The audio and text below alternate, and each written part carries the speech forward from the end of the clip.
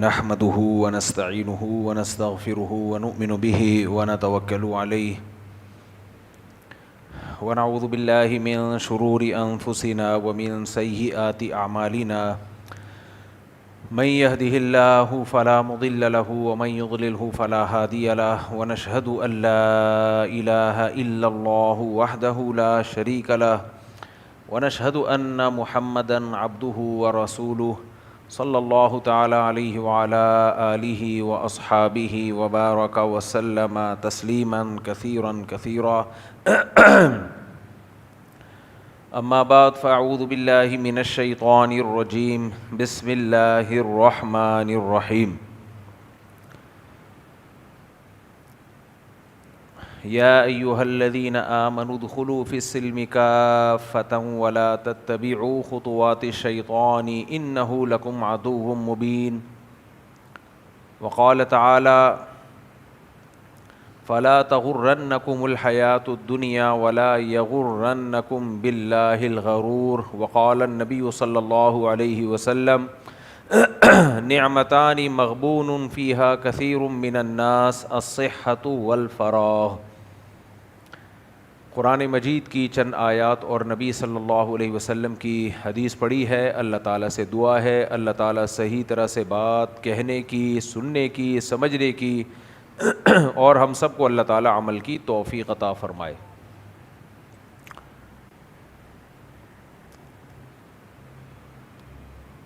یہ آیت میں بیانات میں بہت زیادہ پڑھتا ہوں، یا ایھا الذین آمنوا ادخلوا فی السلم کافۃ، اس کو یاد کر لیں۔ اے ایمان والو اسلام میں مکمل داخل ہو جاؤ۔ مکمل داخل اس لیے اللہ نے فرمایا کہ اللہ کو معلوم تھا بہت سے لوگ اسلام میں داخل تو ہوں گے مگر ادھورے، پورے داخل نہیں ہوتے اسلام میں۔ پورا داخلہ کسے کہتے ہیں؟ صبح سے لے کے شام تک، شام سے لے کے صبح تک کوئی ایک کام بھی ایسا نہ ہو جو اللہ کی مرضی کے خلاف ہو۔ عقیدہ بھی اللہ کی مرضی کے خلاف نہ ہو، نظریہ بھی اللہ کی مرضی کے خلاف نہ ہو، عمل بھی اللہ کی مرضی کے خلاف نہ ہو۔ اسی کو عبادت کہا جاتا ہے۔ غلام اپنی مرضی پہ نہیں چل سکتا، غلام کا کام ہوتا ہے جو اس کو آرڈر دیا جائے وہ اس آرڈر کو فالو کرے۔ آج مسلمان اپنے آپ کو اللہ کے حوالے کرنے کے لیے تیار نہیں ہے۔ نبی صلی اللہ علیہ وسلم نے فرمایا تم میں سے کوئی شخص اس وقت تک مومن نہیں ہو سکتا جب تک اس کی خواہشات میرے حکم کے تابع نہ ہو جائیں۔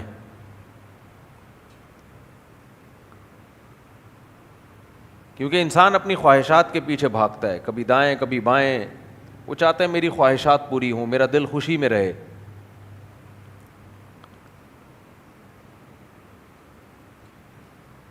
لیکن نبی صلی اللہ علیہ وسلم نے فرمایا جب تک اس کی خواہشات اس شریعت کی پابند نہ ہو جائیں، دیکھو یہاں یہ نہیں فرمایا کہ وہ خواہشات پوری نہ کرے، خواہشات کو پورا کرنا چھوڑ دے، خواہشات کی تکمیل نہ کرے، نہ نہ نہ، حتی یکون ہواہ تبعا لما جئت بہ، اس کی خواہشات اس شریعت کے ماتحت ہو جائیں جو شریعت میں لے کر آیا ہوں۔ ایک باؤنڈری ہو کہ اس سے آگے اس باؤنڈری کو میں نے کراس نہیں کرنا ہے۔ نظریاتی طور پہ بھی اور عملی طور پہ بھی۔ نظریات کا مطلب کیا ہے؟ لوگوں کا اپنا اپنا ایک مزاج ہوتا ہے، لوگ چاہتے ہیں کہ اس مزاج کی بات کی جائے ہم سے۔ ایک حدیث اکثر میں نے بیانات میں سنائی ہے، نبی صلی اللہ علیہ وسلم نے فرمایا پچھلی امتوں میں ایک شخص نے 99 انسانوں کو قتل کیا، تو وہ کسی راہب کے پاس گیا جو بزرگ تھے، اللہ والے تھے، اللہ کی بڑی عبادت کی اس راہب نے، تو اس 99 انسانوں کے قاتل نے اس راہب سے جا کے پوچھا کہ کیا میری توبہ قبول ہو سکتی ہے؟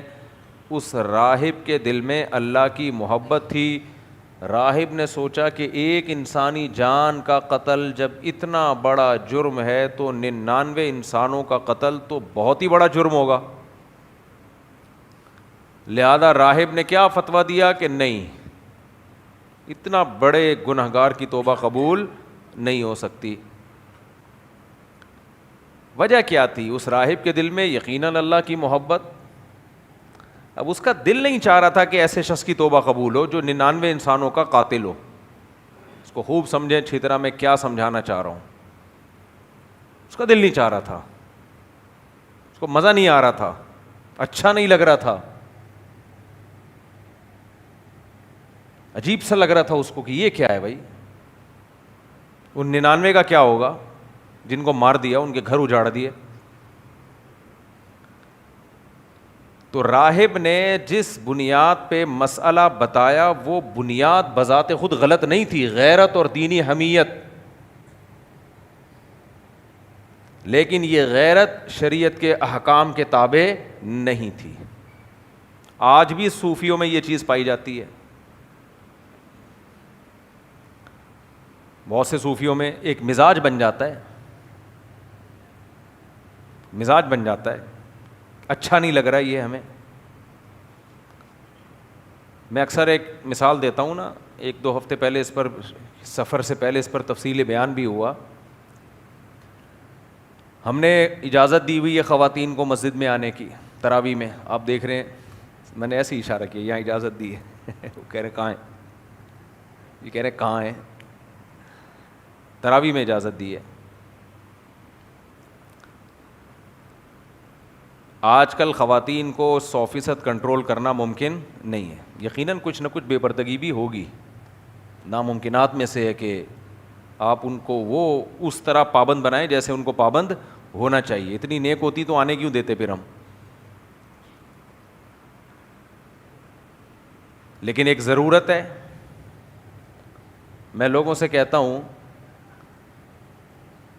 کہ ہمارے مشائخ سے جو خواتین بیعت ہیں, جو پردے کی مکمل پابندی کرتی ہیں, ان کی تعداد 1% سے بھی کم ہے سوسائٹی میں, 1% سے بھی کم ہے. وہ مسجد نہ آئے, وہ مسجد آئے بغیر ہی دین پہ چل رہی ہیں. لیکن 99.9% خواتین جن کا ایمان داؤ پہ لگا ہوا ہے,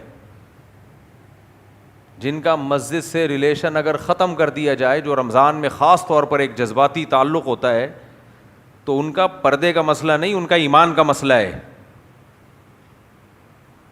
ان کا تو ایمان کا مسئلہ ہے, کھڑا ہو جائے گا. اور انہوں نے ویسے بھی جانا ہے, بازاروں کی شاپنگ کرنی ہے, اور بے پردگی اور زیادہ پھیلے گی.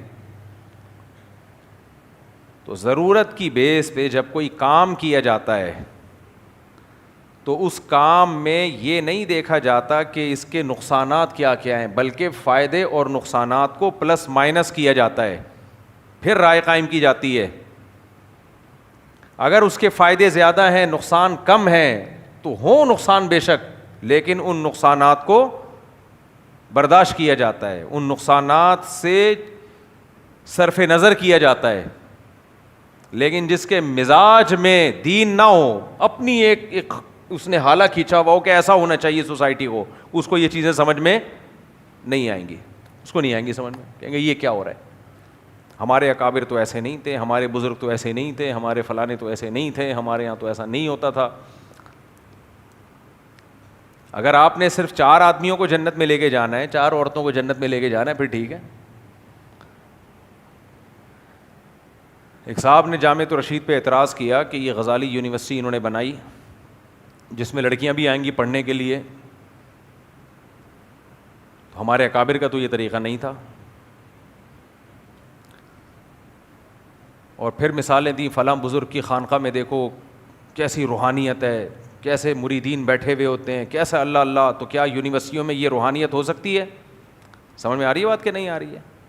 میں نے ان سے بولا کہ وہ جو بزرگ کے ساتھ بیٹھے ہوئے ہیں خانقاہ میں, اللہ اللہ کر رہے ہیں, ان کی بیٹیاں کالجوں میں کیا کر رہی ہیں, ذرا جا کے تحقیق کیا آپ نے؟ وہ تو بزرگوں کی خانقاہ میں بیٹھے ہیں, اللہ اللہ کر رہے ہیں, ضربیں لگا رہے ہیں, چہروں سے نور کی کرنیں نکل رہی ہیں. بچیاں ان کی کہاں جا رہی ہیں؟ کو ایجوکیشن میں. ان کے کیا حالات ہیں, کیا ان کے بھی نور کی کرنیں نکل رہی ہیں یا ان کے اسکینڈل بن رہے ہیں, بوائے فرینڈ بنا رہی ہیں. اور باہر ملکوں میں تو میں تو جب جا رہا ہوں نا باہر, ان کو ترغیب دے رہا ہوں, خدا کے بندو مدرسے مسجدیں تو بنا لی ہیں, یونیورسٹیاں کالجز بناؤ. مدرسے سے نکل کے جو طلبہ جا رہے ہیں یونیورسٹیوں میں, شرابی کبابی نہیں ہو رہے, مرتد ہو رہے ہیں, مرتد بے ایمان ہو رہے ہیں. تو میں تو وہاں یہ ترغیب دیتا ہوں, بھائی یونیورسٹی بناؤ, کالج بناؤ, اسکول بناؤ. لیکن مزاج ہمارے اکابر کا مزاج نہیں تھا. ہمارے بھائی مزاج کو لے کے چلے جاؤ, پھر دفن ہو جاؤ مزاج کو لے کے. میں سمجھا نہیں پا رہا, میرا خیال ہے آ رہا ہے سمجھ میں. مزاج کو لے کے بیٹھ گئے ہیں حضرت جی. اب جب یونیورسٹی بنے گی اس لیے کہ ان کا ایمان بچایا جائے, بچیوں کا, بچوں کا, لڑکوں کا, تو ظاہر ہے یونیورسٹی کا وہ ماحول نہیں ہوگا جو مسجدوں کا ہوتا ہے. کچھ نہ کچھ آپ کو بڑے شر سے بچنے کے لیے کمپرومائز کرنا پڑے گا. نہیں یار سمجھ میں, میرا خیال ہے بڑے شر سے بچنے کے لیے چھوٹے شر کو برداشت کرنا پڑے گا. یعنی یونیورسٹی کے اندر وہ والا ماحول آپ دے ہی نہیں سکتے جو مسجدوں اور مدرسوں میں ہوتا ہے, وہ ہو نہیں سکتا. لیکن مزاج میں ایک چیز بنا لیے کہ جی ایسا ہونا چاہیے, یہ نظام ہونا چاہیے, ایسا خوبصورت گلدستے ہونے چاہیے. چاہیے کہنے پر گورنمنٹ کی طرف سے کوئی پابندی نہیں ہے. یہ وہی ہے جو اکثر آج کل اسکالر آ کے کہہ رہے ہیں اسلامی نظام ہونا چاہیے, ملک میں خلافت ہونی چاہیے. اور یہ مولوی لوگ خلافت کی کوشش نہیں کر رہے, یہ مولوی لوگ نظام کی تبدیلی کی کوشش نہیں کر رہے. آپ بھی تو نہیں کر رہے, آپ تو باتیں ہی کر رہے ہو کہ ہونا چاہیے. چاہیے فضول باتیں. چاہیے کا تو دیکھو کیا کیا ہونا چاہیے, ابھی میں آپ کو بتاتا ہوں. صرف خلافت نہیں ہونی چاہیے, ہر مرد کے داڑھی ہونی چاہیے. کیا خیال ہے, چاہیے کہ نہیں چاہیے؟ ہر عورت باپردہ ہونی چاہیے, چاہیے کہ نہیں چاہیے؟ چور کا ہاتھ کٹنا چاہیے, چاہیے کہ نہیں چاہیے؟ اسلامی نظام ہونا چاہیے, روڈیں صاف ہونی چاہیے, گٹر کے ڈھکن بولو ہونے چاہیے, ہر مسلمان کی بغلِ استغفر اللہ, ہر مسلمان کو روزانہ نہانا چاہیے, ماں باپ کی ہم سب کو اطاعت, پورے ملک میں جتنے لوگ بستے ہیں سب کو ماں باپ کا فرما بردار, بول لو یار جملہ مکمل کرو, ہونا چاہیے. شوہر کو چاہیے کہ بیوی سے محبت کرے, سارے شوہروں کو چاہیے کیا کریں, بیوی سے محبت کرے. بیوی کو چاہیے, جتنی بیویاں دنیا میں پائی جاتی ہیں سب کو چاہیے کہ اپنے ہسبینڈ سے محبت کریں. ماں باپ کو چاہیے, اب میں یہ تقریر شروع کر دوں, ماں باپ کو چاہیے اولاد کو عزت دیں, اور اولاد کو چاہیے ماں باپ کو عزت دیں. چاہیے چاہیے چاہیے چاہیے چاہیے چاہیے. آپ بولو گے بس پتہ ہے بھائی یہ سب کچھ چاہیے, کیسے ہوگا یہ بتاؤ. نہیں آئی سمجھ میں؟ عیسیٰ علیہ السلام کو آ جانا چاہیے, کیا خیال ہے؟ قیامت کو ڈیلے ہو جانا چاہیے, سسرال کا گھر تھوڑا سا اور دور ہو جانا چاہیے, کیا خیال ہے؟ سسرال ہونا ہی نہیں چاہیے, ہو نہیں, بیویاں چار ہوں سسرال ایک بھی نہ ہو, ہیں سب کی چار چار ہونی چاہیے. اب اتنی عورتیں پیدا نہیں ہوتی تو ہونی چاہیے, اتنی عورتیں پیدا ہوں کہ ہر مسلمان چار کر سکے. تو کچھ اسکالر آ کے نا اس طرح چاہیے چاہیے چاہیے, بھائی نہ اپنا ٹائم ضائع کرو نہ دوسرے کا ٹائم ضائع کرو, چاہیے تو بہت کچھ, کیسے ہوگا یہ بتاؤ نا یار. ہم بتاتے ہیں کیسے ہوگا.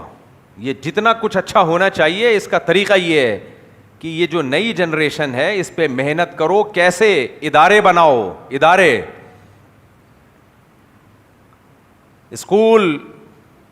اسکولوں کو ٹھیک کرنے کی کوشش کرو. آپ نہیں کر سکتے تو اپنے اسکول بناؤ. آپ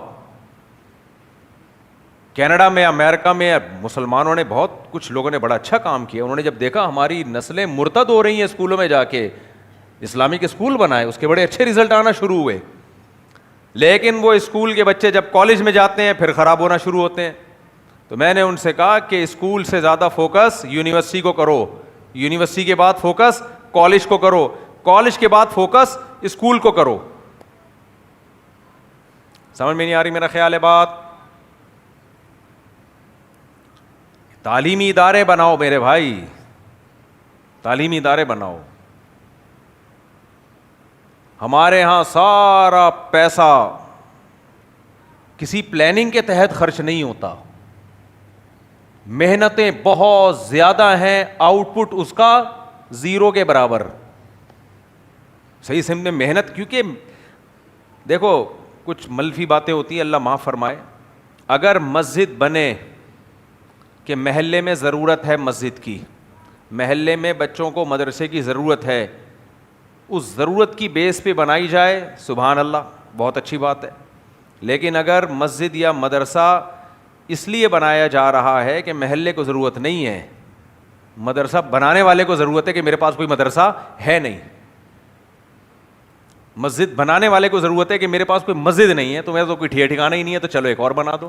حالانکہ قریب میں ایک مسجد پہلے سے موجود ہے, قریب میں ایک مدرسہ پہلے سے موجود ہے. ہمارے ہاں بہت ساری مسجدیں اس لیے بنی ہے کہ بنانے والے کی ضرورت تھی, وہ بنایا جا رہا ہے. بے روزگار آدمی ہے اور اس کو ضرورت ہے کہ میرا بھی کوئی دھندا شندہ ہو جائے, تو مدرسہ بنا لیا. بہت سے مدرسے بنے اس لیے کہ سوسائٹی کو ان مدرسوں کی ضرورت تھی. بہت سے مدرسے اس لیے بنے کہ بنانے والے کو ایک عدد مدرسہ چاہیے تھا, وہ بنانے والے کی ضرورت تھی, وہ سوسائٹی کی ضرورت نہیں تھی. سمجھ میں نہیں آ رہی میرا خیال ہے. باہر ملکوں میں بھی ہے ایسا, صرف یہاں نہیں ہے. میں نے باہر ملکوں میں دیکھا مسجدیں مورگیج پہ لی ہوئی ہیں, گھر لیا. دیکھو ایک بندہ یہاں سے امریکہ گیا, انڈیا سے, بنگلہ دیش سے, پاکستان سے, وہاں دیکھا ٹماٹر بیچ کے دیکھ لیے پروفٹ نہیں ہو رہا, آلو کا کاروبار کر کے دیکھ لیا پروفٹ, جملہ مکمل کیا کرو, نہیں ہو رہا. ہوٹل چلا کے دیکھ لیا, پہلے سے اتنے ہوٹل تھے, پروفٹ نہیں ہو رہا. بھائی صاحب نے کیا کیا, بہت سے لوگ ہیں ماشاءاللہ, دھندا چل رہا ہے, انہوں نے ایک گھر لیا مورگیج پہ. مورگیج پہ کیوں لیا؟ ان کو پتا تھا یہی گھر قسطیں بھی نکال کے دے گا. گھر لیا کس پہ؟ مورگیج پہ, حرام. اور پھر اس کو بنا دیا مسجد. کیا بنا دیا؟ مسجد. اور اب دے دنا دن چندہ, اسی چندے سے مورگیج کی قسطیں, سود بھی نکل رہا ہے, اسی چندے سے بنانے والے کا گھر بھی چل رہا ہے, اور وہ دے دنادن شادیوں پہ شادیاں بھی کر رہا ہے. نہیں آئی سمجھ میں بات؟ پھر جب زیادہ پیسے ہو گئے تو ایک اور گھر قریب میں لے لیا مورگیج پہ, اس کو بنا دیا مدرسہ. تو یہ محلے کی ضرورت نہیں تھی, یہ چونکہ بنانے والے کے پاس پیسے نہیں تھے تو اس کی ضرورت تھی. سمجھ میں نہیں آ رہی میرا خیال ہے بات؟ یہ عامل لوگ جتنے بھی دم درود کر رہے ہوتے ہیں نا, یہ آپ کے علاج کے لیے نہیں کر رہے ہوتے, یہ اپنے فائدے کے لیے کر رہے ہوتے ہیں. آپ بیوقوف بن رہے ہوتے ہو ماشاءاللہ. اچھا میں نے دھمکیاں دے رہا ہوں نا, 20 سال سے عامل مجھ پہ جادو کر کے دکھائیں, جادو کو کچھ بھی نہیں کر رہے. ایک بات مجھے بار بار خیال آ رہی ہے, میں لوگوں کو بتاؤں, دیکھو بیماریاں کسی پہ بھی آ سکتی ہیں, پریشانیاں کسی پہ بھی آ سکتی ہیں. اللہ نہ کرے کل میں بیمار ہو جاؤں یا پریشان ہو جاؤں تو یہ نہیں بولنا یہ دیکھا کر دیا ان لوگوں نے جادو. ان لوگوں کمبختوں کا یہ طریقہ ہوتا ہے. اب مجھے کھانسی آ گئی تو بھائی کوئی الرجی ہے, کھانسی آ گئی تو یہ فوراً یہ عامل لوگ بولیں گے دیکھا بڑی بڑی باتیں کرتا تھا نا, ہم نے جادو کر دیا ہے. تمہارے باپ میں دم نہیں ہے, تم کچھ کر سکتے ہو. 20 سال سے نہیں کیا, اب کیا کرو گے؟ اب تم 50 کے ہو گئے, ویسے ہی کھانسی تو آئی جاتی ہے اس عمر میں. کیا خیال ہے؟ یہ بڑے بے شرم لوگ ہوتے ہیں. آپ کو کچھ بھی ہوگا, انسان کے ساتھ سب کچھ ہوتا ہے کہ نہیں ہوتا؟ بڑے بڑے صحت مند لوگوں کو کبھی گھٹنے میں تکلیف ہو سکتی ہے, کبھی کمر میں تکلیف ہو سکتی ہے, کبھی بخار ہو سکتا ہے, کبھی کھانسی ہو سکتی ہے, کبھی لمبے بیمار ہو سکتے ہیں, کبھی تھوڑے عرصے کے لیے. یہ تو سب کے ساتھ ہے نا, لوازمات ہیں. مجھے بار بار خیال ہو رہا تھا اللہ نہ کرے میرے ساتھ کچھ ہوا, یہ بغیرت لوگ, بے شرم لوگ اپنے کھاتے میں فوراً ڈالیں گے کہ ہم نے کیا جادو. تو جب کوئی ایسا عامل میرے بارے میں بولے گا نا میں نے کیا ہے جادو, یہاں ممبر پہ بیٹھ کے اس کا نام وہ اناؤنسمنٹ کرے کہ میں نے کیا جادو, پھر دیکھو اس کے ساتھ اس کا حشر کیا ہوتا ہے. اس کا حشر کیا ہوتا ہے. میں جو اس کے ساتھ جادو کروں گا نا, اس کی نسلیں یاد رکھیں گی. یہ بتانے کے لیے کہ اس میں دم نہیں ہے, یہ اس نے نہیں کیا. بیماریاں, صحت, یہ سب کس کی طرف سے ہیں؟ اللہ کی طرف سے. ہمارے حضرت مفتی رشید احمد صاحب رحمہ اللہ تعالی بہت ان کے خلاف بولتے تھے. 78 سال کی عمر میں حضرت کی آواز بند ہو گئی. کتنے سال کی عمر میں؟ 78. 77 تک بولتے رہے ان کے خلاف کہ یہ کچھ کر کے دکھائیں. 78 میں حضرت کی آواز, اب ظاہر ہے اتنے سال کے بعد ایک بزرگ ہیں, کوئی گلے میں پرابلم ہو گئی, آواز بند ہو گئی, فوراً ان عاملوں نے چیخنا شروع کر دیا, دیکھا ہمارے خلاف بولتے تھے, ہم نے گلا بند کر دیا ہے. اللہ تعالیٰ نے ایک دن کے لیے حضرت کا گلا کھولا. کمال کی بات ہے, ایک دن کے لیے کھلا, اگلے دن دوبارہ بند ہو گیا. اور ایک دن کے لیے کھلا, اس میں حضرت نے بیان ریکارڈ کروایا کہ کوئی عامل ہے نا جو یہ جھوٹ بولتا ہے کہ اس کے جادو سے میرا گلا بند ہوا ہے, وہ میرے سامنے آئے. فرمایا بیماری ہے, لنگس میں بعض دفعہ بیماری ہو جاتی ہے, گلا بند ہو جاتا ہے. ڈاکٹروں نے بتایا کہ وہ آپ کو اس کا فالج ہوا ہے, گلے کا بھی فالج ہوتا ہے بعض دفعہ, اور 78 سال کی عمر میں, یہ تو بیانات بھی ان کے ہوتے تھے, تو ہو گیا بند. تو اس لیے ان لوگوں سے بالکل بھی گھبرانے کی ضرورت نہیں ہے. بیماریاں اللہ کی طرف سے ہیں, صحت اللہ کی طرف سے. کوئی بیماری ہو جائے تو یہ نہ بولا کرو انہوں نے کہ ان کم بختوں کو, میرے بھائی اگر ان کے پاس یہ سب کچھ ہوتا, یہ فلیتے پلیتے نہ کر رہے ہوتے, یہ کوئی جاب کر رہے ہوتے بیٹھ کے. یہ کم بخت نہ ڈاکٹر ہوتے ہیں, نہ انجینئر ہوتے ہیں, نہ حکیم ہوتے ہیں, ان کو کوئی ہنر نہیں ہے. جس کے پاس کوئی ہنر نہ ہو تو وہ شعبدے بازیوں کے ذریعے دھندا کرتا ہے, اس لیے کر رہے ہیں, اس سلسلے میں یہ کر رہے ہیں سب کچھ. تو اس لیے میرا چیلنج ہمیشہ سے تھا, ہمیشہ سے ہے, اور انشاءاللہ ہمیشہ رہے گا کہ دم نہیں ہے, ان کے باپ میں دم نہیں ہے. اور اس کی دلیل سب سے بڑی یہ ہے کہ اب تک فٹ فاٹ, کیا خیال ہے, اب 50 سال کے بعد بھی کچھ ہو گیا, وہ تو ویسے ہی 50 سال کے بعد تو کچھ نہ کچھ تو ہوتا ہی ہے. اب کمال کی بات یہ ہے کہ اللہ کا میرے اوپر فضل اتنا ہوا ہے کہ جو 50 سال کے بعد جو ہونا ہوتا ہے وہ بھی نہیں ہوا اب تک مجھے. کیا خیال ہے, 40 سال کے بعد اکثر لوگوں کو شوگر ہوتی ہے, مجھے اب تک 50 سال میں بھی شوگر, اللہ کے فضل. صرف ان لوگوں کو گالیاں دینے کا اثر ہے کہ جو بیماریاں ہونی تھیں وہ بھی نہیں ہوئیں. مولانا منظور چنیوٹی رحمۃ اللہ علیہ کی عمر بڑی لمبی تھی. ایک دن ہم نے پوچھا, حضرت کیا کھاتے ہو آپ کی عمر اتنی لمبی اور اتنی صحت اچھی. کہتے ہیں کچھ بھی نہیں, صرف قادیانیوں کی بد دعائیں ہیں. کہتے تھے صرف کیا ہے, قادیانیوں کی بد دعائیں ہیں جو اللہ نے مجھے اتنا لمبا زندہ رکھا, ورنہ میری تو کہا تھا میں تو مر چکا ہوتا. یہ مارنے کے لیے بد دعائیں کرتے ہیں, تو اللہ نے کہا چلو تھوڑا اور زندہ رکھ لوں.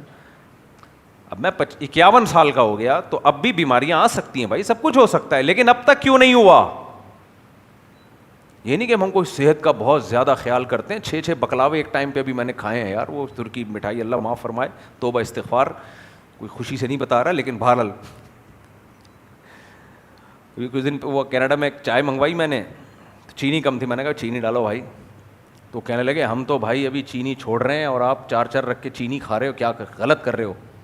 میں نے کہا مجھے پتہ ہے چینی پینا کیا ہے غلط, 1 چمچہ اور ڈال اس میں, 1 چمچہ. اچھا نہیں ہے چینی وینی نے پیا کرو, نقصان دہ ہے. لیکن میں بتا رہا ہوں چینی پی کے بھی, مٹھائی کھا کے بھی, چینی کھا کے بھی اب تک رپورٹ ٹھیک ہے, صرف ان بےغیرتوں کو برا کہنے کی وجہ سے. سمجھ آ رہی ہے بات.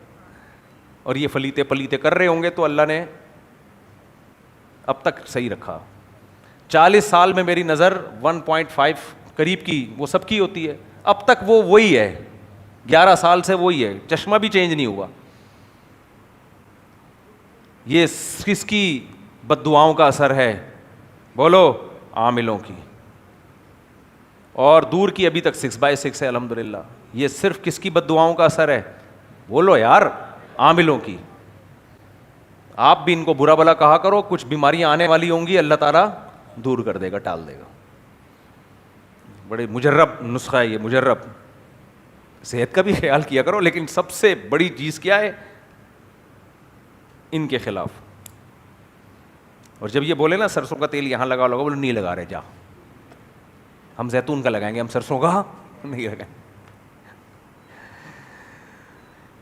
باہر ملکوں میں جاتے ہیں, خدا کی قسم دل خون کے آنسو ہوتا ہے. وہ لوگ ترقی کیوں کر رہے ہیں گورے, جن اسباب کے اختیار کرنے کا اللہ نے ہمیں حکم دیا تھا, ہم ان اسباب سے غافل ہو گئے اور فلیتوں پلیتوں میں لگ گئے. اور وہ لوگ پتہ ہے ان کے بچے, انگریزوں کے بول تو بچے ہوتے ہی نہیں ہیں, ایک آدھ اگر کہیں نظر آ جائے تو وہ جن چڑیل سے نہیں ڈرتے, رات کو اکیلے بھی کہیں چلے جائیں گے وہ. ہمارے یہاں بچپن سے بچوں کو جنات اور چڑیل سے ڈرایا جاتا ہے, بہو آ جائے گا, بہو آ جائے گا. بچپن سے سن رہے ہوتے ہیں فلانی کی جٹھانی نے بھابھی پہ جادو کر دیا, فلانی نے اس پہ آسیب بھیج دیا. بچے کے دل میں بچپن سے آسیب, چڑیل, بھوت, یہ سب اس کی کھوپڑی میں انسٹال ہو جاتے ہیں. ایک صاحب میرے پاس آئے کہ مجھے پہ آسیب ہے اور تنگ کرتا ہے مجھے آ کے. میں نے کہا میرے پاس بہترین علاج ہے آسیب کا. کیا علاج ہے؟ میں نے کہا آپ آئے تو رکھ کے چماٹ لگاؤ اس کو. اب دوبارہ آسیب آئے نا, انہوں نے کہا شیطانی شکل میں آتا ہے ایسے, یہ بالکل شکل پر یہ آ جاتا ہے اور میرے اوپر میں کانپ رہا ہوتا ہوں. میں نے کہا اب آئے رکھ کے کیا لگانا ہے؟ چماٹ. کہہ رہے بھائی کیا باتیں کر رہے ہو؟ میں نے کہا بھائی لگا دو نا, کچھ ہوا تو اس آسیب کو میرے پاس بھیج دینا. بولنا اس نے چماٹ مارا ہے. تو انہوں نے پھر مجھے بتایا کہ الحمدللہ جب سے میں نے یہ فیصلہ کیا نا اب آئے گا تو رکھ کے لگاؤں گا, آیا ہی نہیں ہے, آیا ہی نہیں. تو اب ہمیں دیکھو جن تو نظر نہیں آتا کہ رکھ کے چماٹ لگائیں, عامل نظر آتے ہیں جو جنات کو بھیجتے ہیں, تو احتیاطاً اسی کو لگا دو. پھر کیا خیال ہے؟ کوئی عامل آپ کو آئے بولے میں جن بھیج رہا ہوں, چڑیل بھیج رہا ہوں, ہر عامل کو جا کے بلا وجہ نہیں کوٹنا شروع کر دو, ایف آئی آر کٹے گی, کیس ویس ہو جائے گا. لیکن جو عامل کہے نا میں جن چڑیل بھوت بھیج رہا ہوں آپ پر, تو اس کا علاج یہ نہیں کہ فلیتے پلیتے اور یہ اور یہاں کچھ بھی نہیں. اس کا علاج ہے بولو تو ابھی بھیج, اس کو ایک لگاؤ گھوم جائے وہ. یہ علاج بتا رہا ہوں. دیکھو ان چیزوں کا اثر ان لوگوں پہ ہوتا ہے جن میں قوت انفعالیہ, اثر قبول کرتے ہیں, اثر لے رہے ہوتے ہیں. جب آپ نے رکھ کے لگا دیا تو آپ اثر دے رہے ہو. ٹینشن دینا سیکھو. سمجھ میں آ رہی ہے؟ لیا مت کرو. میں اتنا کیوں بولتا ہوں ان عاملوں کے خلاف ہر دوسرے بیان میں؟ کیونکہ میرے علاوہ کوئی بول نہیں رہا. دوسرے بولنا شروع کر دیں میں خاموش ہو جاؤں گا. اور میں بار بار ایک بات کہتا ہوں, یہ مذہبی لوگوں کا منجن ہے. جو سیکولر لبرل لوگ ہیں اکثر وہ ان چیزوں میں نہیں آتے, نہ ان پہ جن آتے ہیں, نہ چڑیل, نہ بھوت. اور یہ صرف مسلمانوں میں نہیں ہے, ہندوؤں کا بھی منجن اسی طرح بکتا ہے, مسیحیوں کے پادریوں کا منجن بھی انہی چیزوں سے بکتا ہے, یہودیوں کے جو ربی ہوتے ہیں ان کا منجن بھی اسی چیزوں سے بکتا ہے. جب مذہب کی اوریجنل تعلیمات پہ عمل نہیں ہوتا, مذہبی لیڈر کے پاس نالج ہی نہیں ہوتی, لوگوں کو حلال حرام بتائے, جائز ناجائز بتائے, جب نہیں ہے تو وہ مذہبی اسکالر کرے گا کیا؟ پھر وہ اسی طرح سے لوگوں کو الو بناتا ہے. دیکھو آپ کو جب کسی سے عقیدت ہوتی ہے تو اس عقیدت کی کوئی وجہ ہوتی ہے یا بغیر وجہ کی عقیدت ہو جاتی ہے؟ توجہ ہے نا آپ لوگوں کی؟ کوئی وجہ ہوگی نا. جس ڈاکٹر سے عقیدت ہوگی بھائی اس کے پاس علاج ہے یار, حکیم سے عقیدت ہوگی یار وہ ایسی دوا دی تھی ٹھیک ہو گیا میں,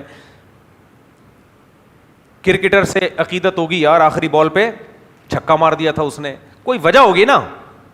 علماء سے عقیدت ہوگی بھائی یہ کیا ہے, علم بتاتے ہیں ہمیں, جائز ناجائز بتاتے ہیں, حلال حرام بتاتے ہیں. بزرگوں سے عقیدت ہوگی یار ان کے دل میں اللہ کی محبت ہم سے زیادہ, یہ گناہ سے بچتے ہیں, نظر کی حفاظت کرتے ہیں, ذکر کرتے ہیں, تلاوت کرتے ہیں, تہجد پڑھتے ہیں. سمجھ میں آ رہی بات؟ اب جو مذہبی اسکالر جس میں نہ تقویٰ ہو اور نہ اس کم بخت کے پاس علم ہو, وہ کہاں جائے گا؟ اس کا کیا ہوگا کالیا؟ سمجھ میں نہیں آ رہی بات؟ دیکھو مدرسے میں کچھ طلبہ ایسے پڑھتے ہیں جو پڑھتے نہیں ہیں, علم آتا نہیں ہے ان کو, نہ عبارت پڑھ سکتے ہیں, نہ حدیث پڑھ سکتے ہیں, وہ ٹائم ضائع کیا ہوتا ہے انہوں نے, ایک بھیڑ چال کی طرح چل رہے ہوتے ہیں. اب جب وہ مدرسوں سے فارغ ہوتے ہیں تو حلال و حرام کا علم تو ہوتا نہیں ان کے پاس, کوئی ریسرچ کر نہیں سکتے, حدیثوں کا نہیں پتہ ہوتا, کتابیں کو نہیں پتہ ہوتا, یہ نہیں پتہ ہوتا کون سی کتاب میں کون سا مسئلہ ملے گا, کون سی کتاب میں نہیں ملے گا, کس کتاب کی کیا حیثیت ہے, کچھ نہیں پتہ ہوتا بیچاروں کو, محنت ہی نہیں کی ہوتی. دوسرا طریقہ یہ ہوتا ہے کہ بھائی نیک بن جاؤ بہت, وہ لمبا پروسیس ہے بہت, کیا اس میں کیا لگتا ہے, کیونکہ آپ جوان آدمی نیک بن بھی جائے گا تو لوگ مانتے نہیں اس کو نیک, ہاتھ پاؤں کوئی نہیں چومے گا اس کے, بولے ابھی لونڈا لپاڑا کل کا پتہ نہیں کتنے دن کا نیک بنا ہے. تو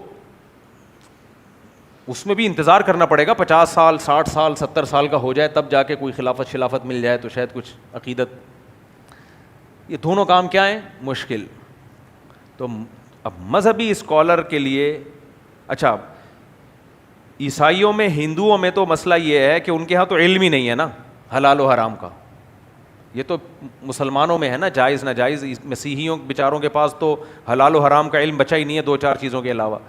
تو ان کے مذہبی اسکالر کیا کریں پھر؟ کیا خیال ہے؟ ہندو کیا کریں, باقی لوگ کیا کریں, مسلمان اسکالر کیا کریں؟ تو پھر ایسے اسکالر وہی کرتے ہیں جو عامل لوگ کر رہے ہیں. وہ کہتے ہیں ہمارے پاس جو علم نہیں ہے علوم ہے. پہلی بات, ہمارے پاس علم نہیں ہے, کیا ہے؟ علوم. علم کی جمع ہے علوم. علوم, علوم کا سمندر, سرسوں کے تیل. اب یہ علم تھوڑی ہے سرسوں کا تیل یہاں لگاؤ یہاں لگاؤ یہاں, یہ علم نہیں ہے. اس کو کیا کہتے ہیں؟ علوم. بھائی اس کی کیا ریسرچ ہے؟ بھائی یہ ریسرچ تو مادہ پرست لوگوں کا کام ہے, ڈاکٹروں کا کام ہے. یہ ریسرچ سے علوم تم لوگ نہیں سمجھو گے, تم لوگ نہیں سمجھو گے. علم حاصل ہوتا ہے ریسرچ کے بعد, علوم کی ریسرچ کے محتاج نہیں ہوتے. علوم وہاں سے ہوتے, بزرگوں سے ملے ہوتے ہیں سینہ بسینہ.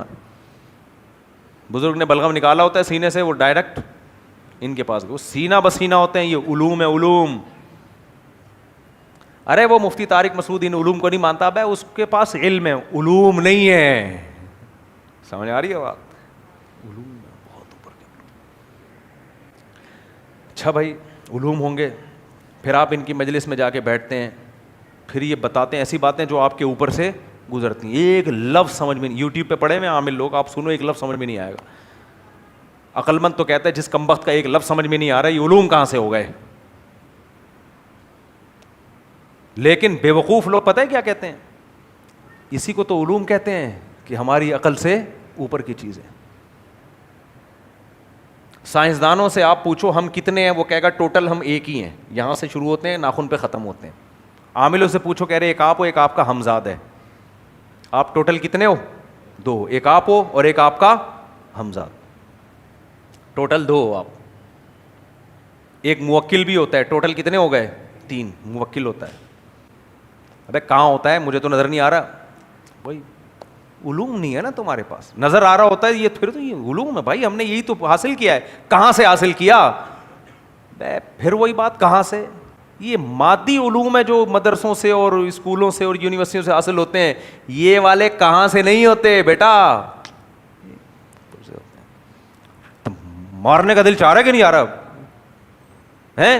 ابے ہمیں کیا الو سمجھا ہے تو نے؟ کچھ بھی پھینکتا رہا بیٹھ کے یار. اور یہ سارے مذہبی لوگ پھینک رہے ہیں, چاہے وہ رائیونڈ کا مقیم ہو, بنوری ٹاؤن کا مفتی ہو, جامعۃ الرشید کا مفتی ہو, دارالعلوم کا مفتی ہو, پھینک رہے ہیں لمبی لمبی بیٹھ کے, بے وقوف بنا رہے ہیں لوگوں کو.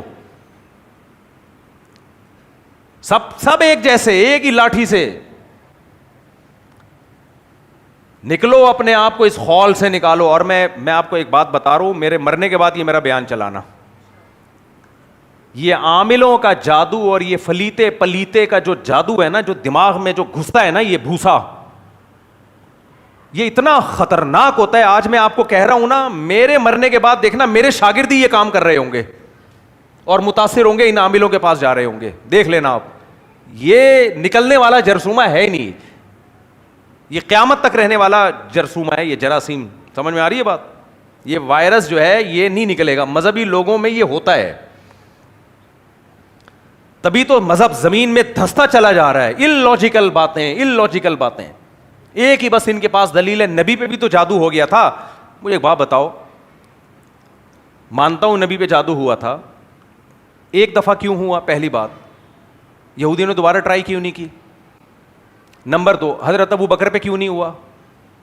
حضرت عمر پہ کیوں نہیں ہوا؟ حضرت عثمان پہ کیوں نہیں ہوا؟ حضرت علی پہ کیوں نہیں ہوا؟ طارق مسعود صاحب پہ کیوں نہیں ہوا؟ بھائی جس چیز کی جتنی حیثیت ہے اتنی رہنے دو نا اس کو. پورا زور لگا لیا یہودیوں نے تو نبی پر تھوڑا سا اللہ نے اثر ہونے دیا, انتہائی معمولی سا اثر, صرف اتنا کہ تھوڑا سا یاداشت پہ فرق آیا. اور اس کی بھی علماء نے حکمت بیان کی ہے, اس لیے اثر ہونے دیا کہ یہودی بار بار آپ کو جادوگر کہہ رہے تھے. اللہ نے آپ سے سارے الزامات کو بری کر دیا. اللہ نے چاہا کہ تھوڑا سا اثر ہو جائے تاکہ اس الزام سے بھی آپ بری ہو جائیں, لوگ آپ کو جادوگر نہ کہہ سکیں, ہونے دو اثر تھوڑا سا. انہوں نے تو ایک دھندا بنا لیا ہے.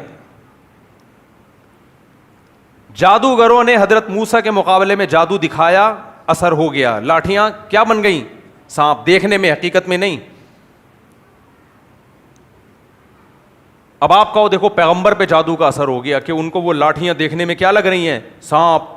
سوال پیدا ہوتا ہے فرعون پہ کیوں نہیں ہوا؟ جب فرعون نے ان جادوگروں کو دھمکی دی تمہارے ہاتھ پاؤں کاٹ دوں گا, جادوگر کہتے ہیں لا بھائی ایک رسی ادھر بھی نہیں آئی. میرا خیال ہے بات. اس سے پتہ چلتا ہے جادوگروں کی طاقت اور ان کی جو مسمرزم اور شعبدے بازی ہے وہ انتہائی محدود ماحول میں, اور وہ بھی جن لوگوں میں کانفیڈنس ہوتا ہے, جو اثر قبول نہیں کرتے ان پہ ہوتا بھی نہیں ہے اثر. حضرت موسیٰ کو اللہ نے اس لیے ہونے دیا تاکہ مقابلہ تو ہونا ایک دفعہ.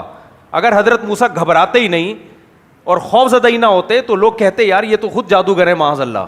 حضرت موسیٰ گھبرائے, فاوجس فی نفسہ خیفۃ موسیٰ. قرآن کہتا ہے موسیٰ کے دل میں خوف پیدا ہوا کہ رسی سانپ کیسے بن گئی. ہونے دیا تاکہ مقابلہ تو ہو. یہ حکمتیں تھیں جس کی وجہ سے آج تو ہر دوسرے پہ جادو بھی ہو رہا ہے, یہ بھی ہو رہا ہے, وہ بھی ہو رہا ہے. بھائی چھوڑ دو ان چیزوں کو. ساس نے بہو پہ کرایا ہوا ہے, جٹھانی نے فلانی پہ کرایا ہوا ہے, ڈمکانی نے اس پہ کرایا ہوا ہے, ہمارے گھر میں سائے آئے ہوئے ہیں, ہمارے گھر میں آسیب آئے ہوئے ہیں, ہمارے گھر میں عامل سونگ سونگ کے جا رہا ہے کہ یہاں پر اثرات ہیں. کس چیز کے اثرات ہیں؟ ڈاکٹر آپ کو بولے آپ پہ اثر ہے, آپ بولو ڈاکٹر صاحب کس کا اثر ہے؟ بخار کا اثر ہے, نزلے کا اثر ہے, بس بولے کہ ڈاکٹر صاحب مجھ پہ ہونا ہو, آپ پہ ضرور ہے. آپ کو اثر کا پتہ چل رہا ہے, مؤثر کا پتہ نہیں چل رہا کہ اثر ڈالا کس نے. اس لیے میرے بھائی میرے مرنے کے بعد بھی عاملوں کو برا کہنا ہے, کیونکہ میں نے دیکھا ہے ان کی محبت دل سے نہیں نکلتی, ان کی عقیدت دل سے نہیں نکلتی. میں جتنا مرضی چیخوں گا چلاؤں گا, آپ کو کسی عامل نے تھوڑا سا کوئی شعبدہ دکھا دیا, آپ نے پھر اس کا ہو کے رہ جانا ہے. سمجھ میں آ رہی بات؟ تو یہ ایک مزاج ہوتا ہے لوگوں کا, جس کا یہ مزاج ہے نا اس کو یہاں سے نکالنا بہت مشکل. ہمارے حضرت مفتی رشید احمد صاحب رحمہ اللہ تعالیٰ فرمایا کرتے تھے کہ مزاج بھی ہوتا ہے مذہبی لوگوں کا. کچھ مذہبی لوگوں کا مزاج توحید پرست, کچھ کا مزاج بدعتی, کچھ کا مزاج شرک والا. تو ان کو شرک کی باتیں اچھی لگتی ہیں. بدعتی مزاج کا آدمی ہوگا اس کو بدعت کی باتیں اچھی لگیں گی. توحیدی مزاج کا آدمی ہوگا اس کو توحید کے دلائل اچھے لگیں گے. یہ بھی ایک مزاج ہوتا ہے. مسلمانوں میں ایسے لوگ ہیں جن کو توحید پر بیان ہی نہیں اچھا لگتا, ان کو تکلیف شروع ہو جاتی ہے. ان کو آپ تھوڑا سا قصے سناؤ گے, وہ فلانے کی کرامات, اس میں یہ کر دیا, اس میں وہ, واہ ایک دم ان کو مزہ آنا شروع ہو جاتا ہے. کچھ لوگ ایسے ہوتے ہیں مزاج کے بدعتی ہوتے ہیں. آپ دلائل دو, دونوں طرف دلائل اگر ہوں گے تو ان کو وہ والے دلائل زیادہ اچھے لگتے ہیں جو بدعت کو پروموٹ کر رہے ہیں, کیونکہ مزاج کے بدعتی ہیں وہ. نہیں آئی میرا خیال ہے بات؟ اس کی مثال ایسے ہے, کچھ لوگ مزاج کے میلے ہوتے ہیں, گندے. ان کو اگر آپ نہانے کے فضائل بتاؤ, اگلے جمعے بیان سننے آئیں گے, وہ بولیں گے یار کیا ہر دفعہ مفتی صاحب نہانے کے فضائل بتاتے ہو, یار صاف ستھرے رہنے کے فضائل بتاتے ہو, میں پانی کی مچھلی سمجھا ہوا ہے آپ نے کیا؟ کیوں؟ ان کے مزاج میں نفاست نہیں ہے, ان کے مزاج میں کیا ہے؟ گندگی. ان کو برا لگے گا یار کیا پانی کی مچھلی بنا دیا ہمیں. کچھ لوگ مزاج کے نفیس ہوتے ہیں, مزاج کے, ان کو ان کے سامنے صفائی ستھرائی کے فضائل بیان کرو ان کو مزہ آتا ہے, کہتے ہیں یار اگلے ہفتے بھی اور زیادہ بیان کرو. کچھ لوگ مزاج کے توحیدی ہوتے ہیں, ان کے سامنے توحید بیان کرو ان کی بانچھیں کھل جاتی ہیں, ان کا خون بڑھ جاتا ہے ان کے جسم میں. وَإِذَا ذُكِرَ اللَّهُ وَحْدَهُ اشْمَأَزَّتْ قُلُوبُ الَّذِينَ لَا يُؤْمِنُونَ بِالْآخِرَةِ. اللہ کہتا ہے جب توحید بیان ہوتی ہے تو مشرکوں کے دل تنگ ہونا شروع ہو جاتے ہیں کہ کیا ہو رہا ہے. یکادون یسطون بالذین یتلون علیہم آیاتنا, جو توحید سے متعلق قرآن کی آیات انہیں پڑھ پڑھ کے سنا رہے ہوتے ہیں, یہ مشرک چاہتے ہیں اس کے اوپر گر جائیں اور حملہ کر دیں, قتل کر دیں, اس کو خاموش کرا دیں اس کو. آج بھی ایسے لوگ ہیں یا نہیں ہیں؟ بولتے کیوں نہیں؟ آج بھی ایسے لوگ ہیں. آپ کسی مزار پرست آدمی کے سامنے جا کے اللہ کی کبریائی بیان کرو کہ صرف اللہ کے سامنے جھکنا چاہیے, عبادت صرف اللہ کی کرنی چاہیے, تمام قسم کے اختیارات صرف اللہ کے پاس ہیں, نفع اور نقصان کا اکیلا مالک صرف اللہ, اللہ کے سوا کسی کے پاس یہ اختیارات نہیں ہیں, اللہ نے کسی کو یہ اختیارات دیے بھی نہیں ہیں. کتنے لوگ دنیا میں ایسے ہیں, جب آپ یہ بیان کرو گے اس مجمع میں تو آپ کو وہاں بڑا کہنا شروع کر دیں گے, وہابی کی سپرلیٹو ڈگری ہے وہاں بڑا, دل تنگ ہونا شروع ہو جائے گا, پابندی لگا دیں گے آپ کے اوپر. سمجھ میں آ رہی ہے بات کہ نہیں آ رہی ہے؟ میں نے ایک گاؤں میں بیان کیا, میں نے ایسی توحید پہ بیان کیا, جو میرے خلاف کھڑے ہوئے ہیں وہاں پہ لوگ, ایک بندہ انسان کا بچہ بیٹھا ہوا تھا, وہ مجھے چھپایا, اس نے بولا مفتی صاحب یہ بڑے جاہل لوگ ہیں, لیکن مجھے کہنے لگا میں سعودی عرب میں رہا ہوں, مجھے پتہ ہے آپ صحیح کہہ رہے ہو. اس کے بعد میرا وہاں دوبارہ 30 سال ہو گئے, اب تک بیان نہیں ہوا, تو زندہ بچ کے آ گیا بس. میں نے کہا ان کو لگے رہنے تو اسی میں اچھا ہے, جو مرے ہوئے ہیں ان کو پوچھ رہے ہو کمبختو, زندہ تو پھر بھی ہل سکتا ہے نا, مرا ہوا تو ہل بھی نہیں سکتا, اور ہل جائے تو آپ مر جاؤ گے. مرا ہوا آدمی تھوڑا سا بھی مسکرا لے اور وہی کیا حال ہے, بس آپ بولو اب تک تو ٹھیک تھا, اب ٹھیک نہیں. کہتے ہیں نا ہاتھی مرا ہوا 1.25 لاکھ کا ہوتا ہے. مشرک کی نظر میں وہ بزرگ جو زندہ ہو وہ کم پاور رکھتا ہے, اور جو مر جائے وہ زیادہ پاورفل ہو جاتا ہے. مشرک, شرک اور کھوپڑی عقل یہ ایک جگہ جمع نہیں ہو سکتے. عقیدت کا مطلب کیا ہوتا ہے بزرگوں سے؟ عقیدت کا مطلب یہ نہیں کہ ان کے پاس کوئی خلائی طاقتیں ہیں, بھائی تمہاری طرح کے انسان ہیں, سوچتے ہیں, غلطیاں بھی ہوتی ہیں, غلط فیصلے بھی ہو سکتے ہیں. عقیدت میں کسی کی بھی پاگل ہونے کی بالکل بھی ضرورت نہیں ہے, نارمل رہا کرو. ہاں اہل اللہ سے, بزرگوں سے محبت کرو, اس لیے کہ وہ گناہوں سے بچتے ہیں. نبی نے فرمایا من عادى لي وليا فقد آذنته بالحرب, جو میرے, اللہ کہتا ہے جو میرے کسی ولی سے دشمنی کرے گا میرا اس کے خلاف اعلان جنگ ہے. لیکن ولی کہتے کس کو ہیں؟ گیٹ اپ کو نہیں کہتے. ولی کا مطلب کبیرہ گناہوں سے بچتا ہو اور صغیرہ سے بھی بچنے کی کوشش کرتا ہو, فرائض واجبات پورے کرتا ہو, یہ ہے ولی. مزاج کی میں بات کر رہا تھا نا, ہر آدمی چاہتا ہے مجھ سے میرے مزاج کی بات ہو. میں بھی کینیڈا میں تھا, ایک صاحب نے بیان کے بعد کہا مفتی صاحب عمران خان کے لیے دعا کریں, اللہ اس کو رہائی عطا فرمائے. میں نے کہا میرے بھائی میں یہاں اگر دعا کروں گا تو پیپلز پارٹی کے لوگ بھی بیٹھے ہیں, وہ کہیں گے زرداری کے لیے بھی دعا کر دیں. تو اگر میں زرداری کے لیے دعا کروں گا تو پھر میرے لیے کون دعا کرے گا؟ کیا خیال ہے, کیا خیال ہے بھائی؟ میں یہ دعا کروں گا تو آپ میں سے پھر کوئی میرے لیے کبھی دعا کرے گا تو میرا کیا ہوگا کالیا؟ تو میں نے کہا بھائی مجھے کیوں سیاست میں گھسیڑ رہے ہو, اکیلے میں کیا کرو ایسی باتیں, چھپڑ میں چھاؤں میں آ کے جو مرضی دعا کروا لو. مجمع میں تو ہر طرح کے لوگ ہیں, پیپلز پارٹی بھی ہے, مسلم لیگ بھی ہے, پی ٹی آئی بھی ہیں, تو مجمع میں ایسی بات کیسے کروں؟ پھر وہ کہہ رہے نہیں آپ دعا کرا دیں, پلیز دعا کرا دیں. تو ہر آدمی کا اپنا ایک مزاج ہے, وہ اپنے مزاج کے حساب سے بات سننا چاہتا ہے. مجھے 4 شادیوں پر بیان کا مختلف قسم کے مجمعوں میں تجربہ رہا ہے. بعض کراؤڈ ایسے ہوتے ہیں ان میں 4 شادیوں کی بات کی بیان پہ ہمیشہ کے لیے پابندی. ایسی مسجدیں بھی ہیں جہاں میں نے بات کی, انہوں نے کہا نکالو اس کو. اور کچھ ایسے ہیں وہ تو بلاتے ہیں خدا کے لیے اس ٹاپک پر بات کر لو. ہوتی نہیں ہے لیکن سن کے سکون ملتا ہے. سمجھ آ رہی ہو؟ کہہ رہے ہم کر نہیں سکتے لیکن تھوڑا سا سکون مل جاتا ہے. مزاج ہو گیا کہ نہیں ہو گیا؟ سکون ملتا ہے تھوڑا سا اس ٹاپک پہ سن کے. میں کہتا ہوں جب کرنی نہیں کرے, نہیں ہم مفتی صاحب ہمارے اندر طاقت نہیں ہے, ہم ایک سنبھالنے بڑی بات ہے, پھر کیوں کروا رہے ہو مجھ سے؟ کہہ رہے یار سکون بڑا ملتا ہے. مزاج سمجھ میں آیا؟ اچھا یہ بھی عجیب بات ہے, اتنے لوگوں کی طبائع ہیں, اتنے لوگوں کے مزاج ہیں.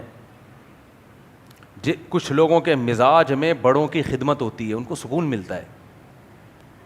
ان کو جب بتاؤ ماں باپ کی خدمت کیا کرو, بوڑھوں کی خدمت کیا کرو, ان کو سکون ملتا ہے یہ سن کے.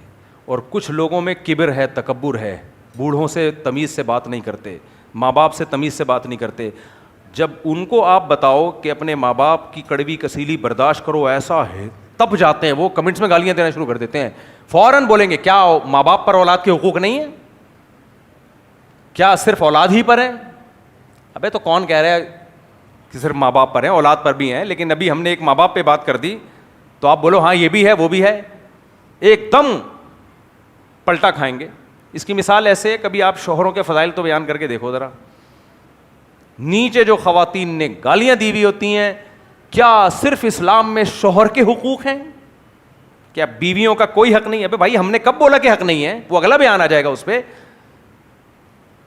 لیکن جن عورتوں کو اپنے ہسبینڈ سے بے پناہ محبت ہوتی ہے وہ ایسا بیان سن کے خوش ہوتی ہیں. ایسے بھی ہیں,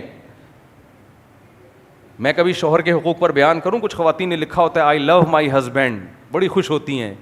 اس کا مطلب ان کے مزاج میں شوہر کی خدمت ہے, ان کے مزاج میں, ان کا کلچر ہے یہ شوہر کو رسپیکٹ دینا. تو میں یہ مزاجوں کی مثالیں کیوں دے رہا ہوں آپ سے؟ شریعت کے مقابلے میں مزاج کو کیا کر دو ایک طرف, یہ مت دیکھو میرا مزاج کیا ہے. اور آسان خاندانی کچھ کام اللہ ہم سے ایسے کرواتا ہے ہمارے مزاج کے خلاف. دیکھو اسلام کی جتنی تعلیمات ہیں نا وہ رحم دلی پر مبنی ہے. وہ کس پر مبنی ہے؟ رحم دلی پر. اس میں ماں باپ کے بھی حقوق ہیں, بیوی کے بھی حقوق ہیں, بچوں کے بھی حقوق ہیں, پڑوسیوں کے بھی حقوق ہیں, غریبوں کے بھی حقوق ہیں, یتیموں کے بھی حقوق ہیں. سب کو دینے کا حکم دیا گیا ہے کہ سب کے حقوق ادا کرو, سب پہ رحم کرو. نبی نے فرمایا الرفق ما کان فی شیء الا زانا وما نزع عن شیء الا شانا. جب بھی نرمی نکل جاتی ہے نا کسی شخص سے تو اس کے ہر کام میں شر پیدا ہوتا ہے, اور جب کسی کے مزاج میں سختی آ جائے اس کے ہر اچھے کام میں بھی فساد پیدا ہوتا ہے. ہر جگہ نرمی کا حکم دیا کہ نہیں دیا؟ بولتے کیوں نہیں؟ اس سے مسلم کا ایک مزاج بن جاتا ہے رحم دلی. بنتا ہے کہ نہیں بنتا؟ کیا بن جاتا ہے مزاج؟ رحم دلی. یہاں تک کہ جانوروں کے حقوق بیان کیے کہ پیاسی بلی کو, پیاسے کتے کو پانی پلانے والا اللہ نے اس کو بخش دیا, اور ایک بلی کو بھوکا مارنے والے کو اللہ نے جہنم میں ڈال دیا. تو رحم کا جذبہ پیدا ہوتا ہے کہ نہیں ہوتا؟ لیکن اسی اللہ نے ہمیں حکم دیا بقرعید کے دن جانور کے گلے پہ چھرا چلاؤ, چھرا چلاؤ اس کے گلے پہ. مزاج یہ بنایا رحم دلی, لیکن کبھی کبھار اللہ اس کے اگینسٹ بھی ہم سے کرواتا ہے تاکہ اس مزاج میں گم ہو کے نہ رہ جائیں, یہ بھول نہ جائیں کہ ہم یہ سب کچھ اللہ کے حکم پہ کر رہے ہیں, خدا کے عبادت میں کر رہے ہیں. لہذا جس وقت وہ ہمیں جو حکم دے گا ہم نے اس حکم کو فالو کرنا ہے. بعض دفعہ آپ کا اپنا پلا ہوا جانور, اس کے گلے پہ چھری چلاتے ہوئے انسان کے آنسو نکلتے ہیں. ہم نے تو بچپن میں جب دمبے شمبے پالے ہیں نا 2-2 مہینے, اتنا مجھے اپنے دمبے سے محبت ہو گئی تھی کہ جہاں جہاں جا رہا ہوں میرے پیچھے پیچھے. مجھے یاد ہے جب گلے پہ چھری چل رہی تھی میرا کیا حال ہو رہا تھا. تو یہ مزاج کی مخالفت کروائی جا رہی ہے. سمجھ میں آ رہی ہے بات کہ نہیں آ رہی ہے؟ کیا کروایا جا رہا ہے؟ مزاج کی مخالفت. یہ مزاج اللہ کے حکم کے مقابلے میں ایک طرف رکھنا ہے. اللہ سے آگے نکلنے کی کوشش مت کرو. ابراہیم علیہ الصلاۃ والسلام کو اللہ نے بڑھاپے میں بیٹا دیا, محبوب بیٹا, اور خوشخبری سنائی. اسماعیل علیہ السلام, کتنی محبت ابراہیم علیہ السلام کو حضرت اسماعیل علیہ السلام سے. پیغمبروں سے زیادہ کوئی اپنی اولاد سے محبت کر سکتا ہے؟ بولو نا. نہیں. پیغمبروں سے زیادہ کوئی رحم دل ہو سکتا ہے؟ بولتے کیوں نہیں؟ نہیں ہو سکتا. اسی پیغمبر کو حکم دیا جا رہا ہے اپنے بیٹے کے گلے پہ چھری چلاؤ. دیا جا رہا ہے کہ نہیں دیا جا رہا؟ صرف یہ سکھانے کے لیے کہ مزاج اور اپنی طبیعت کو خدا کے حکم کے مقابلے میں سائڈ پہ رکھو. آپ سمجھ رہے ہیں گرمی زیادہ تو نہیں ہو رہی ہے تو مزاج کے خلاف ہے, برداشت کرو. کیا خیال ہے؟ مجھے زیادہ اس لیے لگ رہی ہے کہ میں تو کینیڈا سے آ رہا ہوں, وہاں گرمیوں میں بھی برف پڑ رہی تھی. کینیڈا کے نارتھ میں ایک علاقہ ہے ونی پیک, اس سے بھی آگے ایک سٹی ہے, میں نام بھول گیا اس سٹی کا. ابھی بھی وہاں جو لیکس ہیں, جو جھیلیں ہیں وہ جمی ہوئی ہیں, برف بنی ہوئی ہیں. میں نے ان سے کہا کہ مئی میں تم لوگوں کا یہ حال ہے, دسمبر میں کیا ہوتا ہوگا؟ تو کہنا ہمیں تو بس 15-20 دن کا کچھ موسم اچھا ملتا ہے. اور انڈین پاکستانی پہنچے ہوئے ہیں. اس سے مجھے ایک چیز تو مجھے پتہ چلی کہ یار رزق کے لیے کیا کیا محنت کرنی پڑتی ہے انسان کو. سمجھ میں آ رہی ہے بات؟ اس لیے جس کو اللہ نے رزق دے دیا نا, وہ اللہ کا جتنا شکر ادا کرے کم ہے. لوگ کیا کیا محنتیں کر رہے ہیں. اور وہاں میں نے بیان میں کہا کہ آج مجھے پتہ چلا, پنجابی میں جو کہتے ہیں نا ٹھنڈ پہ گئی ہے, تو آج پتہ چلا ٹھنڈ پہ گئی اس کو بولتے ہیں. مئی میں تم برف کے مزے لے رہے ہو, بڑھاپے میں جوانی کے مزے تو سنے تھے, جون جولائی میں برف کے مزے فرسٹ ٹائم سن رہا ہوں میں. کتنی کتنی محنت کر رہے ہیں یار لوگ روزی کمانے کے لیے, کتنی کتنی محنت کر رہے ہیں. اس لیے جن کو اللہ نے روزگار دیا ہوا ہے جتنا شکر ادا کریں کم ہے. جب نعمت ہوتی ہے شکر نہیں, اسراف نہ کریں, اڑائیں نہیں پیسہ. جب اللہ نے دیا ہوتا ہے کچھ لوگ اڑا رہے ہوتے ہیں یار, پھینک رہے ہوتے ہیں. جب زیرو ہو گئے گئے. کیوں؟ مزاج میں اڑانا تھا. وہاں بھی کیا ہے, مزاج کیا ہے؟ اڑانا.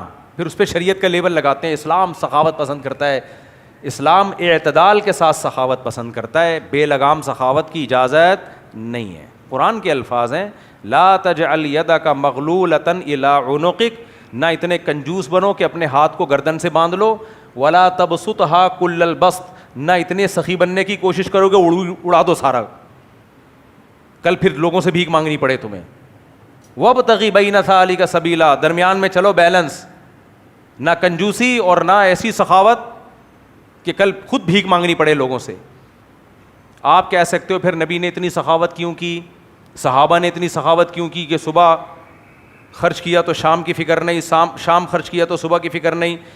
انہوں نے اس لیے کیا ایسا, اور ان کو اس لیے اجازت دی گئی کہ ان کے بارے میں نبی کو معلوم تھا. جیسے حضرت ابو بکر نے سارا مال خرچ کر دیا, اللہ کے نبی کو معلوم تھا کہ جب ان کے گھر میں فاقے پڑیں گے تو یہ پھر بھی کسی سے مانگیں گے نہیں, برداشت کریں گے.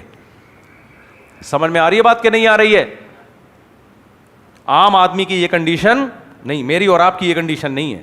اور خاص طور پہ بیوی بچوں والا تو یہ کر ہی نہیں سکتا. نبی کو معلوم تھا ابو بکر سارا مال لے آئے ہیں, شام کو گھر میں فاقے ہوں گے تو نہ ابو بکر پریشان, نہ ان کی زوجہ پریشان, نہ ان کے بچے پریشان. صبر کریں گے یہ سوچ کر کہ یہ کس کی طرف سے آزمائش ہے, اللہ کی طرف سے. تو جس میں اتنا صبر ہو ٹھیک ہے. آج کل ایسا صبر مارکیٹ میں کیا ہے, شارٹ ہے. اور زیادہ فنٹر نہیں بنا کرو. بعض مذہبی اسکالر کہتے ہیں میں تو ہوں, ہم تو نہیں ہیں. میں تو اپنے بارے میں کہتا ہوں میرے اندر تو نہیں ہے بھائی اتنا صبر. ہمیں تو ایک پراٹھا نہ ملے ایک ٹائم کا ہمارا دماغ خراب ہونا شروع ہو جاتا ہے. کیا خیال ہے؟ تو کیوں فنٹر بن رہے ہو؟ جتنے ہو اتنے رہو نا. کیا خیال ہے؟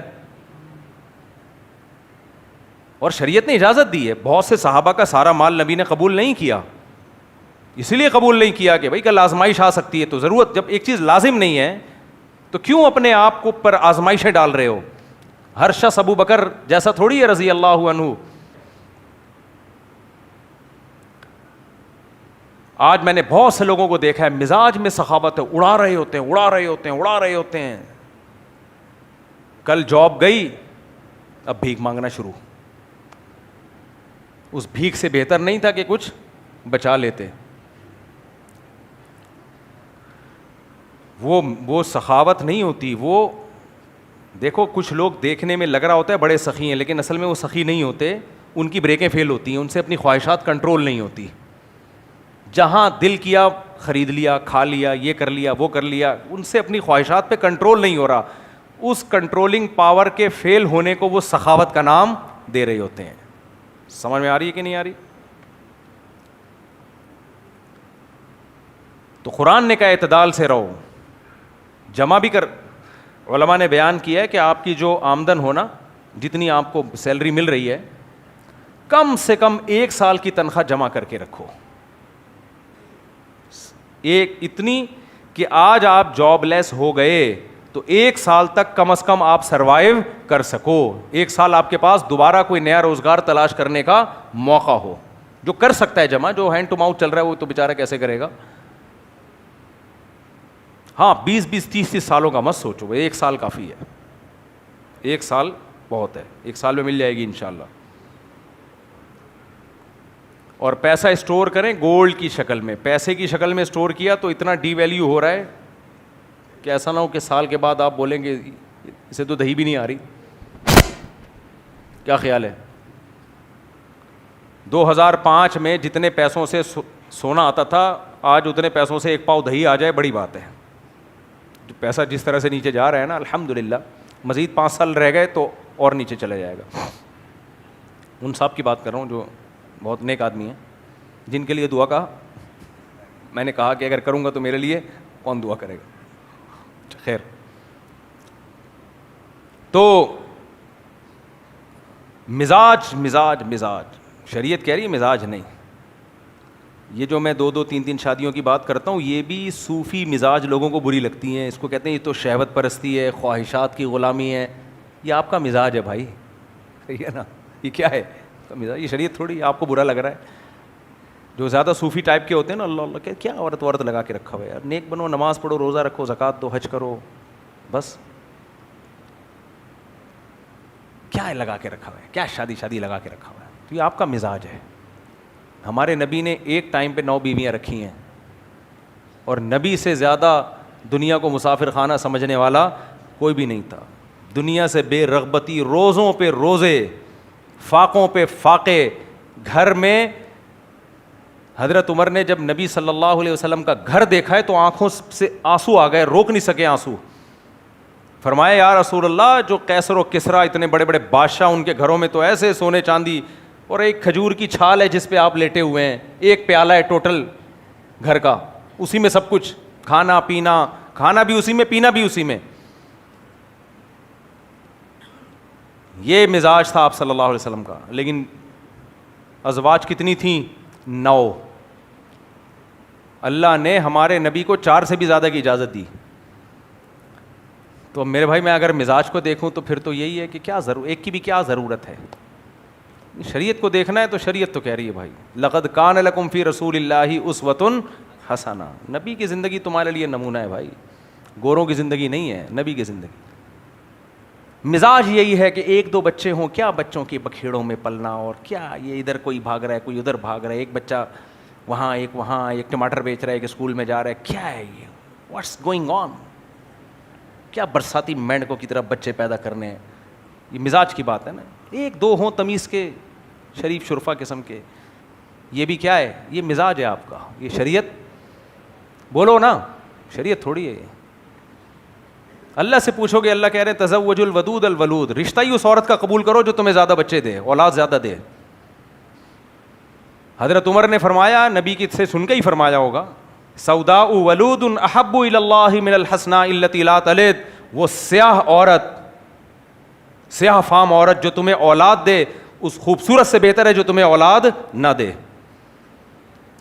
سمجھ میں نہیں آ رہی میرا خیال ہے بات؟ تو مزاج لے کر آیا کرو, پھر ایک طرف رکھو اپنا مزاج. کیا خیال ہے بھائی؟ مزاج یہ کہتا ہے کہ بزرگ دوڑتے ہوئے اچھے لگتے ہیں. یار تم لوگ کیوں چپ بیٹھے ہو, گرمی مجھے بھی لگ رہی ہے بھائی. بزرگ پہ یہ چیز لگتی ہے, دوڑ رہے ہیں ٹکڑ ٹکڑ ٹکڑ ٹکڑ, گھوڑے پہ بیٹھے ہوں ٹکڑ ٹکڑ ٹکڑ ٹکڑ, جم میں ویٹ اٹھا رہے ہیں تکڑ. یہ بزرگ پہ یہ چیز سوٹ کرتی ہے؟ اللہ والوں پہ سوٹ کرتی ہے جم جا کے؟ یہ مزاج ہے. صحابہ سے بڑا کوئی بزرگ ہو سکتا ہے؟ سلمہ ابن اکوع گھوڑے سے تیز دوڑ لیا کرتے تھے. سمجھ میں نہیں آ رہی بات؟ گھوڑے سے تیز. حضرت رکانہ پہلوان تھے, پچھاڑ دیا کرتے تھے. کوئی ایک صحابی بھی ایسے نہیں تھے جو تیز دوڑ نہ سکتے ہوں. ایک صحابی بھی ہمارے علم میں ایسے نہیں ہیں.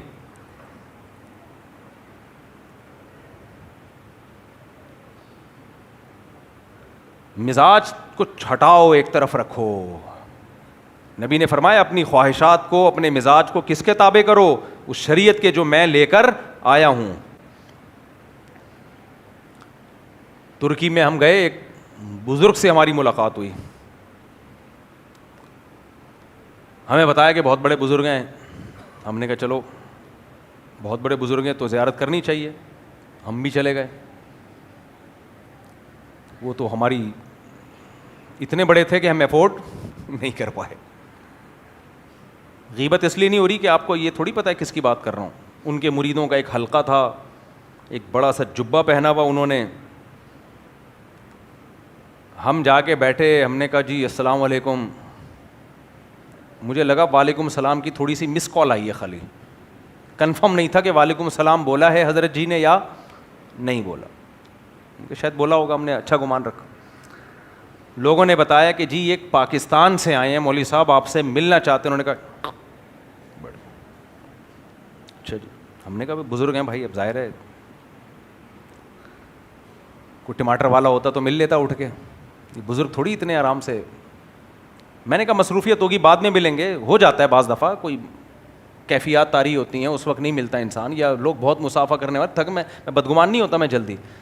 میرے بھائی 1 گھنٹہ زور لگا لیا ہم نے, بزرگ تو لفٹ کرانے کا نام لیا ہی نہیں. پھر وہ بزرگ جب اپنے مریدوں کے ساتھ نکلے, اور مریدوں کا ایک ایسا حلقہ 25-30 جہاں جا رہے ہیں, جیسے مرغی نہیں ہوتی 12 چوزے اس کے ساتھ, مرغی یوں جائے گی چوزے یوں, مرغی نے ادھر ٹن مارا چوزوں نے ادھر ٹن مارا, وہ اس طرح سے. میں نے کہا اپنی زندگی بھی مصیبت میں ڈالی ہوئی ہے, دوسروں کی زندگی بھی. تو پھر ہم لائن میں کھڑے ہو گئے کہ اب یہاں سے یہ ٹن مارتے ہوئے آئیں گے تو اب ہم مسافہ کریں گے. نہیں بھائی, ایسے اشارہ کیا. ہم نے کہا کچھ ضرورت سے زیادہ پہنچے ہوئے بزرگ ہیں, یہ افورڈیبل نہیں.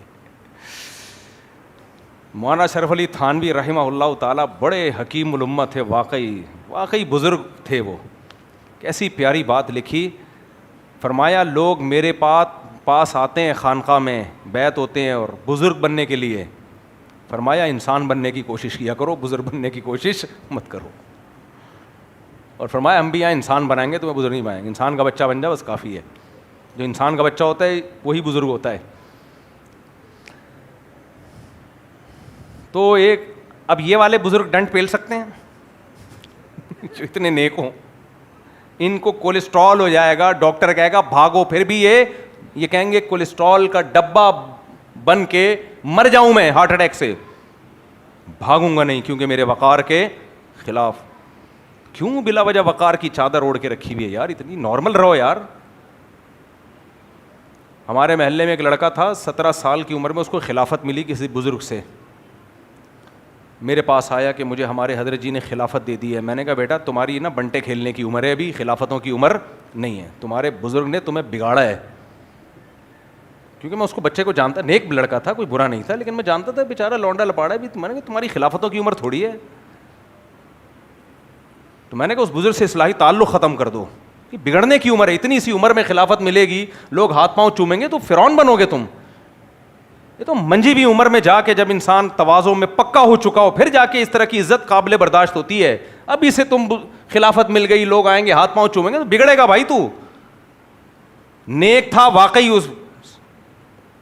اس کو سمجھ میں آ گیا, اس نے کہا ٹھیک ہے, میں تعلق ہی ختم کر دیا. اس نے واقعی نیک تھا نا, ورنہ تو بگڑ جاتا.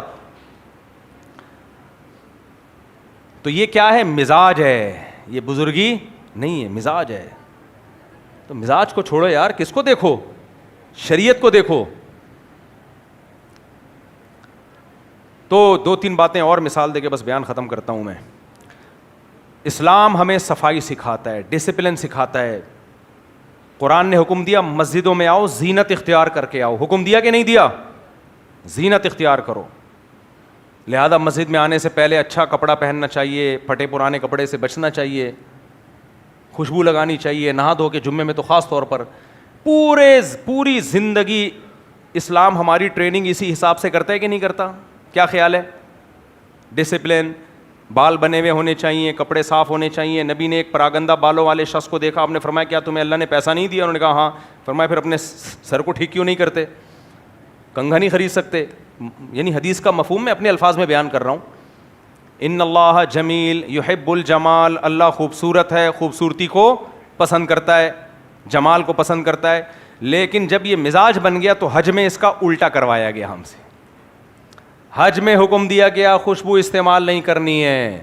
حج میں حکم دیا گیا پرسنالٹی کو گھر پہ رکھ کے آؤ, 2 جوڑوں میں آؤ بغیر سلے ہوئے کپڑے, ایک لنگی اور ایک کرتا.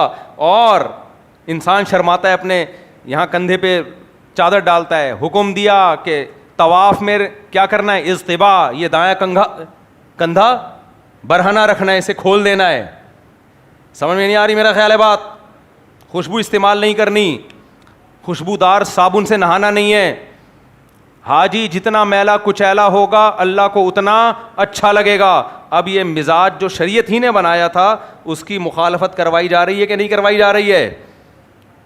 اور آخر میں ٹرینڈ کرانی ہے. کیا کرانا ہے؟ گھر جانے سے پہلے حاجی صاحب دہشت گردی کا جڑ سے خاتمہ,